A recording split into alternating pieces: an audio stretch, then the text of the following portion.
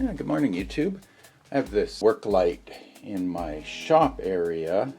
I used to run a 150 watt halogen PAR30 bulb in there, and I had trouble with the halogen lights because if I actually used this work light and banged it around a bit when the bulb was on, the filaments would break. So I went through, I think, a couple of bulbs like that.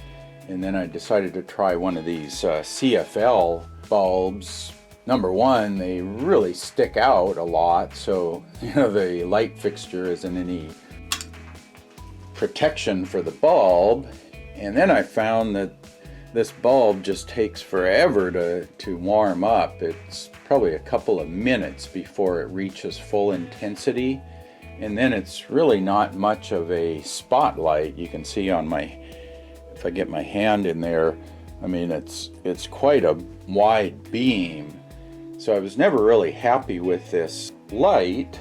So what I did, so I picked up the Hyperikon PAR20 LED light, and it's supposed to have a pretty narrow 40-degree beam angle, so that's more of a spotlight than a floodlight. And it's an 8-watt bulb. So I was going to try that in this light fixture. So let me pull it out and we can take a look at it.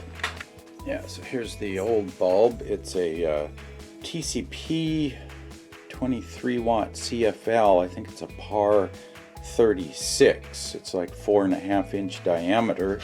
And then here is the new LED bulb. So it's a PAR20. Much smaller, so it should fit that smaller fixture a little better.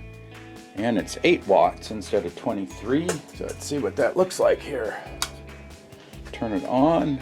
That's a much narrower beam for sure. You can see right there is kind of on my hand.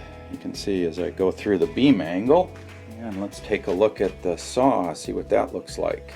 Yeah, I think that'll work pretty good. Here's kind of a top-down view on my bandsaw, and you can see how I have the light set up. That's why it's kind of in a funny position, because this way it lines right up with the blade and I get that shadow line, so that way I can see right where the blade's going to cut when I'm trying to line up marks to get a really precise cut with the saw. I do some angled cuts, and I have to for instance, this block here, although this was one I did not line up very good. As you can see, I cut this end got cut too thin, and that end cut too thick. Actually, this one, it broke loose out of my jig, which is why it cut funny, and I didn't see it right away. But that's the whole point of this light, is I can put my block under there, and I kind of get a nice crisp shadow line. That's why I wanted more of a spotlight than a floodlight, because I want all the light right down here. Went with the smaller PAR20 bulb because I wanted something that fit inside of this little work light fixture so that it's protected. With the LEDs, you really don't need the reflective part because the reflector is built into the LED bulb. But then I have some other light fixtures in my house that needed the smaller one, and these lamps came in a pack of 4, and I'll show you where the other ones are going.